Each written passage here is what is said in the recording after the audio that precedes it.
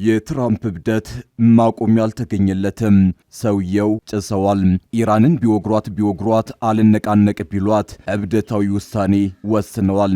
ሲኦላዊ ሲሉ የጠሩትን ድብደባም ጀምረውታል። ከሰዓታት በፊት አሜሪካ የኢራን የኢኮኖሚ እስትንፋስ ነው የሚባልለትን የካርግ ደሴትን ደብድባለች። ካርግ ደሴት 90% የኢራን ነዳጅ ለውጭ ገበያ የሚቀርብበት የኢራን ወሳኝ የኢነርጂ ማዕከል ነው። ኢራን በበኩሏ ከዚህ በኋላ ያለምንም ገደብ በአሜሪካና አጋሮቿ ላይ ጥቃት ፈጽማለሁ ስትል ማስጠንቀቂያ የሰጠች ሲሆን የቀጠናው ሀገራትና አሜሪካ ነዳጅ ለዓመታት እንዳያገኙ አድርጋለሁ ብላለች። ከዚህ ጥቃት በኋላ አስተያየታቸውን የለጠፉት ዶናልድ ትራምፕ ኢራን ሙሉ ስልጣኔዋ ዛሬ ሌሊት ይሞታል ሲሉ ዝተዋል። ዛሬ አሜሪካ እየተኮሰች ያለችው ኢራን ላይ ብቻ አይደለም። የዚህ ጦርነት ጦስ ውቅያኖስ ተሻግሮ ሺህ ኪሎ ሜትሮች ርቀት ያለነው እኛ ጋር ደርሷል። በሌላ አባባል የአሜሪካ ሚሳኤሎች ፍንጥርጣሪ እንደ ሀገር ኢኮኖሚያችንን፣ እንደ ሕዝብ ኪሳችንን እየመታው ነው። የዚህ ሁሉ መስቀልቅል ፈጣሪ 100% የአሜሪካ መንግስት ነው። ይህን አሁን የተፈጠረውን ነገር በተመለከተ ኢራን ከደሙ ንጹህ ናት። የሰሞኑን የመካከለኛው ምስራቅ ጦርነት ስናነሳ የእስራኤልን ስም በዋናነት የማንጠቅሰው ጦርነቱ የአሜሪካና የኢራን ስለሆነ ነው። እስራኤል ማለት ሰው ጀርባ ላይ ታዝሎ ሰዎች ላይ ድንጋይ በሚወረውር ልጅ የምትመሰል ያለ አሜሪካ አንዳች ነገር ማድረግ የማትችል ሀገር ናት። ይህ ጦርነት የጽኑ ህዝብ ተምሳሌት የሆኑ የኢራናውያንና የአሜሪካ መንግስት ጦርነት ነው እና በዚህ ጦርነት ኢራናውያን እያደረጉ ያሉት የትኛውም ወኔ እና የሀገር ፍቅር ያለው ጀግና ሀገር የሚያደርገውን ነው። እነዚህ ሰዎች ማንም ላይ አልደረሱም። ኢራናውያን እያደረጉ ያሉት መሪው የተገደለበት መሰረተ ልማቱ እየወደመበት ያለ ወኔያም ሀገር ሊያደርግ የሚችለውን ነው። ኢራን እያደረገች ያለችው በሺህ የሚቆጠሩ ህፃናት የተገደሉበት ሀገር ጭራሽ ላለመጥፋት የሚያደርገው የህልውና ትግል ነው። የሆነ ሆኖ ይችን የጽናት ተምሳሌት ሀገር ትራምፕ ሊያፈርሷት፣ ሊያፈራርሷት፣ ከካርታም ላይ ሊፍቋት ቆርጠዋል። የሌሊቱ ዘመቻ የኢራንን ዕጣ ፈንታ የሚወስን ነው። በሌላ በኩል ኢራን በጎረቤቶቿ የባህረ ሰላጤው ሀገራት ላይ ያልተነገሩ አይነት ጥቃቶችን መፈጸሟ ታውቋል። እነዚህን ጉዳዮች በስፋት እንመለከታለን። አስቀድመን ግን የትራምፕን አዲስ ዛቻ እናያለን። ቪዲዮን ላይክ አድርጋችሁ በመጀመር አብራችሁን ቆዩ። በካሬ 85,000 ብር በመሃል ሲኤምሲ አዲስ ኢንተርናሽናል ኮንቬንሽን ሴንተር ፊት ለፊት ዘመናዊ የሆነ ኮምፓውንድ አፓርትመንት እየገነባን እንገኛለን። በውስጡም የመዋኛ ገንዳ፣ ዘመናዊ የልጆች መዝናኛ፣ በቂ የመኪና ማቆሚያ ያለው ሲሆን 50% የተረጋገጠ የባንክ ብድርና እስከ 30% ድረስ በአከፋፈል የሚታሰብ ልዩ ቅናሽ። ባለ 1 መኝታ በ600,000 ብር፣ ባለ 2 መኝታ በ900,000 ብር፣ ባለ 3 መኝታ በ1.1 ሚሊዮን ብር ቅድመ ክፍያ፣ ቀሪውን ያለምንም ዋጋ ጭማሪ ከፍለው የቤት ባለቤት ይሁኑ። ለበለጠ መረጃ ስክሪኑ ላይ ባለው ስልክ ይደውሉልን። ድሪም ቢልደርስ ሪል ስቴት። መዛት የማይሰለቻቸው ጀብደኛው ዶናልድ ትራምፕ አሁንም ደጋግመው እየዛቱ ነው። ዛሬ ደግሞ ኢራን የተባለች ሀገር ከካርታ ላይ እንደምትፋቅ ዝተዋል። የአሜሪካው ፕሬዝዳንት ዶናልድ ትራምፕ ዛሬ ሌሊት የሚጠናቀቀውን ለኢራን ያስቀመጡትን የጊዜ ገደብ በተመለከተ ባለፉት ቀናት ሲሰጡ የነበረውን ማስጠንቀቂያ አዘል ዛቻን አጠናክረው ደግመውታል። ፕሬዝዳንቱ ትሩዝ በተባለው የማህበራዊ ሚዲያ ገጻቸው ላይ ማክሰኞ ከሰዓት በኋላ ባሰፈሩት መልእክት ስልጣኔ ተመልሶ በማይመጣበት ሁኔታ ዛሬ ምሽት ያበቃለታል ሲሉ በኢራን ላይ ዝተዋል። ትራምፕ ጨምረውም ያ እንዲሆን አልፈልግም፣ ነገር ግን ሳይከሰት አይቀርም። ቢሆንም ግን በአሁኑ ጊዜ ሙሉና አጠቃላይ የስርዓት ለውጥ አለ። የተለዩ ብልህና ብዙም ጽንፈኛ ያልሆኑ የበላይነትን ይይዛሉ።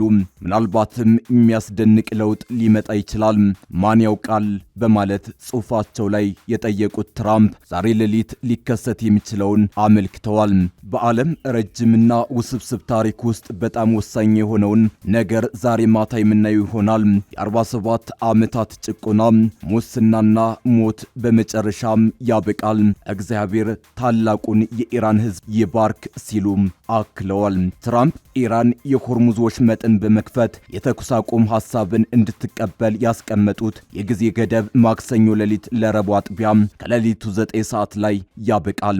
ኢራን የተኩስ አቁም ሳይሆን ሙሉ ለሙሉ ጦርነቱ እንዲቆም የተጣሉባት ማዕቀቦች እንዲነሱላትና የሌሎችም ቅድመ ሁኔታዎች መሟላትን በመጠየቅ የራሷን ቅድመ ሁኔታዎች አቅርባለች። በሌላ በኩል ደግሞ በፓኪስታን መሪነት ዲፕሎማሲያዊ ጥረቶች እየተደረጉ ሲሆን በቀሩት ሰዓታት አንዳች ስምምነት ላይ ካልተደረሰ ለ6 ሳምንታት የተካሄደው ጦርነት ወደ አደገኛ ደረጃ ከፍ ሊል ይችላል የሚል ስጋት ፈጥሯል። ወዲህ ደግሞ ኢራን በባህረ ሰላጤው ሀገራት ላይ መልከ ብዙ ጥቃቶችን እያደረሰች ነው። የባህረ ሰላጤው ሀገራት ለረጅም ጊዜ የመረጋጋትና የቅንጦት ስፍራዎች ተደርገው ነበር የሚታዩት። ሳውዲ አረቢያ፣ የተባበሩት አረብ ኤሚሬትስ፣ ኩዌት፣ ኳታር፣ ኦማንና ባህሬን ባለሀብቶችን ዋና ዋና ኮርፖሬሽኖችንና ክህሎት ያላቸውን ሰራተኞችን በመሳብ ረገድ ወደር አልነበራቸውም። አውሮፕላን ማረፊያዎቻቸው ወደ ዓለም አቀፍ ማዕከላት፣ ከተሞቻቸው ደግሞ ወደ የፋይናንስና የቱሪዝም ማዕከልነት ተለውጠዋል። ነገር ግን አሜሪካና እስራኤል በኢራን ላይ የከፈቱት ጦርነትና የኢራን አጸፋ ይህንን ምስል አጠልሽቶታል። ምክንያቱም በባህረ ሰላጤው በሚገኙ የአሜሪካ ወታደራዊ ማዕከላትን ኢላማ ያደረጉ የኢራን ሚሳይሎችና ድሮኖች በሲቪልና በኢነርጂ መሰረተ ልማቶች ላይ ጥቃት ሰንዝረዋል። መንግስታት መደበኛ ኑሮን በፍጥነት በሀገራቱ ለመመለስ ሞክረዋል። ለምሳሌ የኳታር መንግስት ከቤት መስራትን ወዲያውኑ አስቆሞ በከፍተኛ ትምህርት ተቋማት የተቋረጠውን ትምህርት ዳግም እንዲጀምር አድርጓል። ነገር ግን አንዳንድ ባለሙያዎች የባህረ ሰላጤው ሀገራት ይህንን አስከፊ ሁኔታን መቋቋም ቢችሉም ጦርነቱ ግን አንዳንድ ስትራቴጂካዊ ጉዳዮችን መለስ ብለው እንዲቃኙ አስገድዷል ብለው ይከራከራሉ። ከኢራን የሚሰነዘረውን ጥቃት ማስቆም አይቻልም፣ ምክንያቱም ከመልክዓ ምድር አንጻር ያለው ቅርበት ነው ይላሉ በዋሽንግተን የሚገኘው የመካከለኛው ምስራቅ ኢንስቲትዩት ባልደረባ አሌክስ ቫታንካ። እነዚህ ሀገራት አሁን ቅርቃር ውስጥ ገብተዋል። የእነርሱ ባልሆነ ጦርነት ከፊት የተሰለፉ መንግስታት ሆነዋል። ለዚያም ከፍተኛ ኢኮኖሚ ዋጋ እየከፈሉ ነው ሲሉ ያክላሉ። አክለውም ገንዘባቸውን በሙሉ ለመከላከያ ቢያውሉም ያየነው እነዚህ ሀገራት ለኢራን በጣም ቀላል ኢላማዎች መሆናቸው ነው።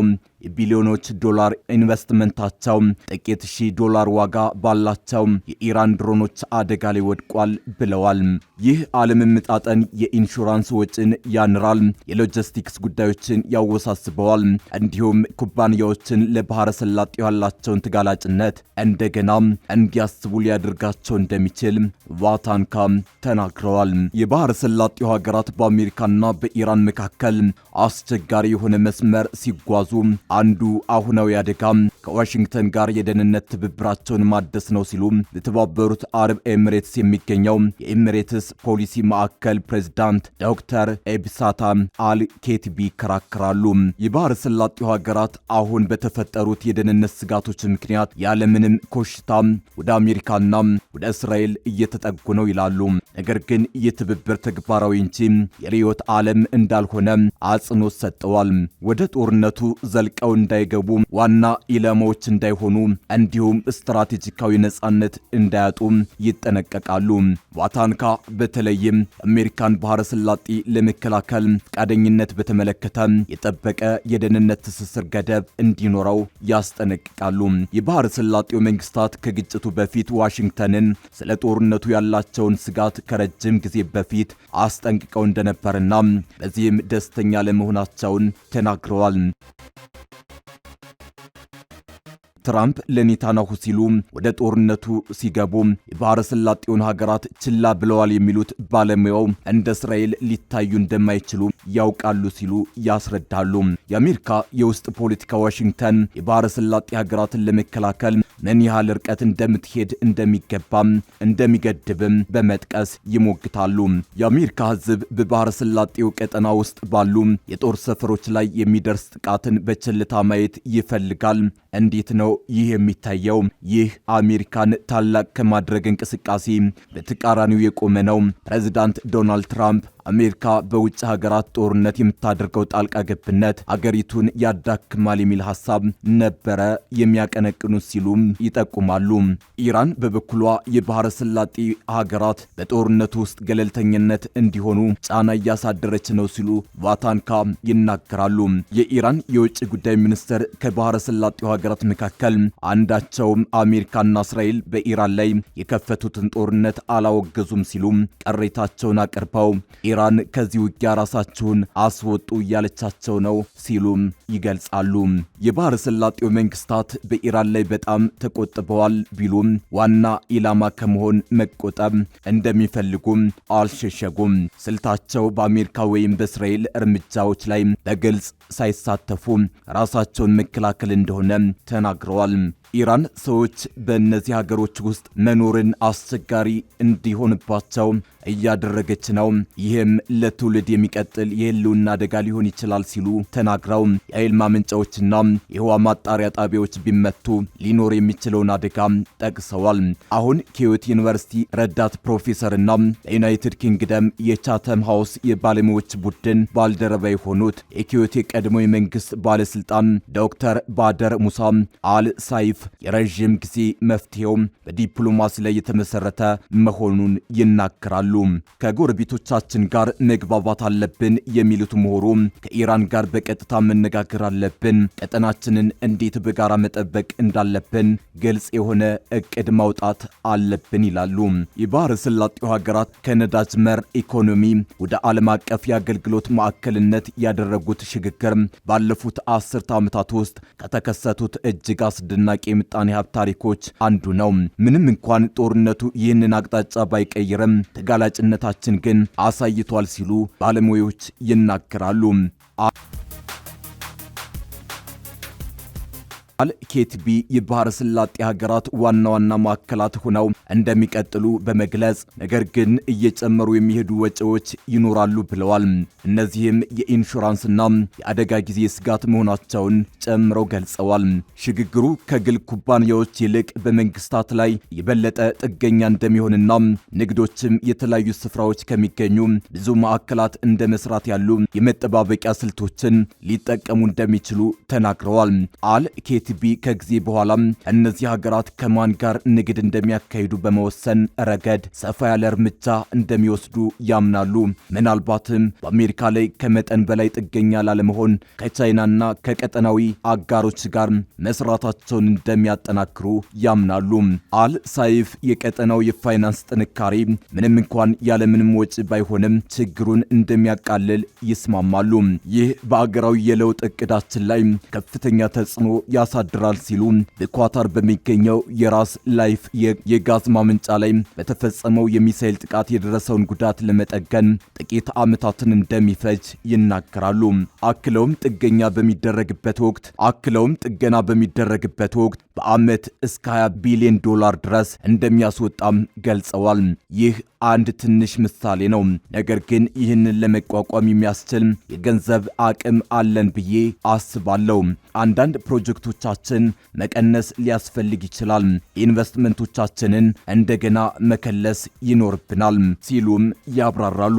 አል ሳይፍ በጦርነት መካከል ድንገት መገኘታችን ታይቶ የማይታወቅ ነገር አይደለም ሲሉ በአውሮፓውያኑ 1990ዎቹ ኢራቅ ኪዮት ላይ የፈጸመችውን ወረራና ተከትሎ የመጣውን የባህር ሰላጤው ጦርነትን አስታውሰዋል። በተጨማሪም በ2010 አክለውም በ2000ዎቹ መጀመሪያ ላይ የሽብርተኝነት ሰለባዎች ነበርን፣ እናም ያንን ፈተና ተቋቁመናል ብለዋል። በተጨማሪም በ2011 መጀመሪያ ላይ የአረብ ተቃዋሚዎችን የምታስታውሱ ከሆነ በቀጠናው በባህረ ሰላጤው ውስጥም ተከስተዋል። እኛም ከዚህ ሁኔታ በሚገባ መውጣት ችለናል ብለዋል።